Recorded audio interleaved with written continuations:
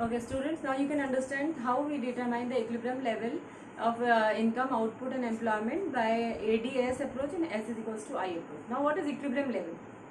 According to classical economists, equilibrium level of income, output and employment is determined when there is a full employment in the economy.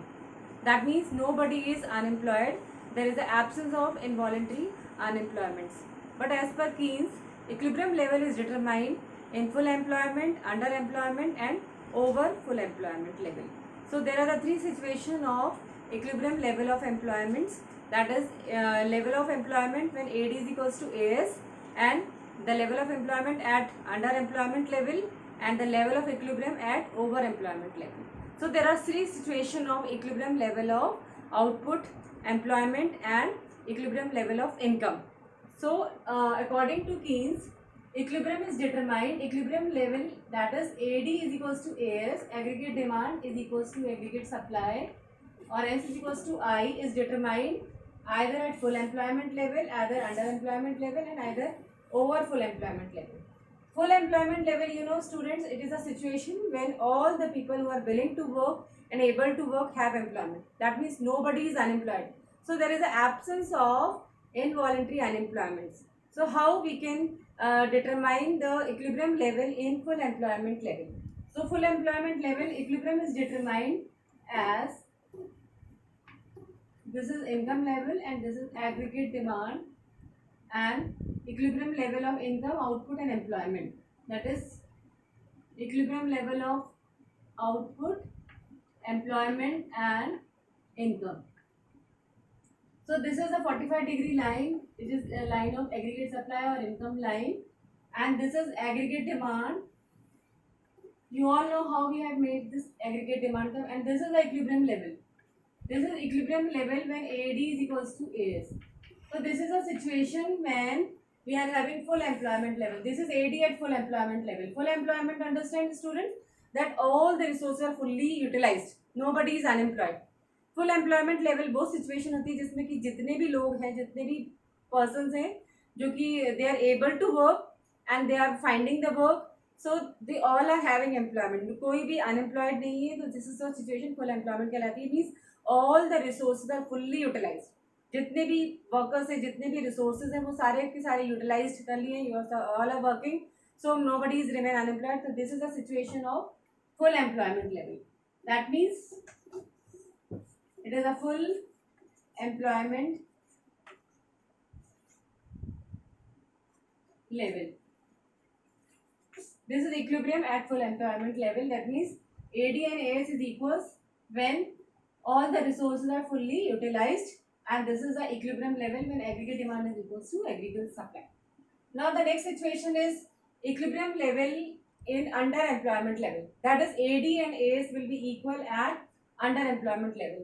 Underemployment level, students, it is a situation when some people are not having employment. Means some of the resources are not utilized. Means all the resources are not fully utilized. So how we can get equilibrium at underemployment level? So underemployment level, means यहाँ पर सारे लोग काम नहीं कर रहे हैं. All the resources are not fully utilized. पहले हमारी situation थी when all the people are working and nobody is unemployed. But here at underemployment level means कुछ लोग अभी भी जो है वो unemployed है. So how we can maintain equilibrium level in this situation? So this is income level and this is equilibrium level of income, equilibrium level of output and equilibrium level of employment. This is, this is aggregate supply curve or the Y. This is the 45-degree line and this is aggregate demand curve. This is AD. This is equilibrium level at full employment. But underemployment level, there's when some resources are not working. अभी भी हमारी economy में कुछ resources unemployed हैं, so यहाँ पर full employment नहीं है. And because some resources are employed, our income decreases, and because of income decreases, our expenditure decreases, and because of that the aggregate demand falls. And because of that aggregate demand falls, because of we have decreased the investment also, and that is why your AD falls. So new AD will be formed. New aggregate demand will be formed at This is called AD1. This is AD1 because of C plus I minus change in I. Because of decrease in investment, investment decreases because income decreases, and because of expenditure decreases, so AD will be false. और यहाँ पर हमारी जो previous AD थी, and this is AD1, this is new aggregate demand. Because of this aggregate demand, fall in aggregate demand, हमारा equilibrium जो है वो shift होके नीचे आ जाएगा, and here we are getting new equilibrium level where AD will be decreases. This is AD1, और इसको हम कहेंगे downward shift in equilibrium, that is known as equilibrium. यहाँ पर जो equilibrium होगा इसे हम कहेंगे AD at under employment level.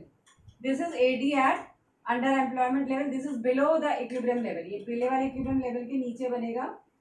Why it is decreases? Because of the decrease in aggregate demand, and aggregate demand decreases because of the decrease in the investment, change in investment. यहाँ पर हमारा जो investment है वो कम हुआ है. Because of decrease in investment, our expenditure falls, our employment level falls, and this is known as underemployment level. Now next situation is equilibrium at over full employment.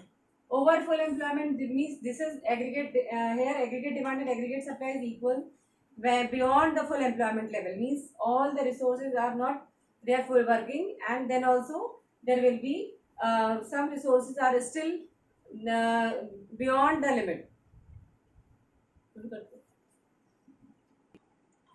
Now equilibrium is also determined at over full employment level. Over full employment level, you know, it is a level when AD is equals to AS beyond full employment.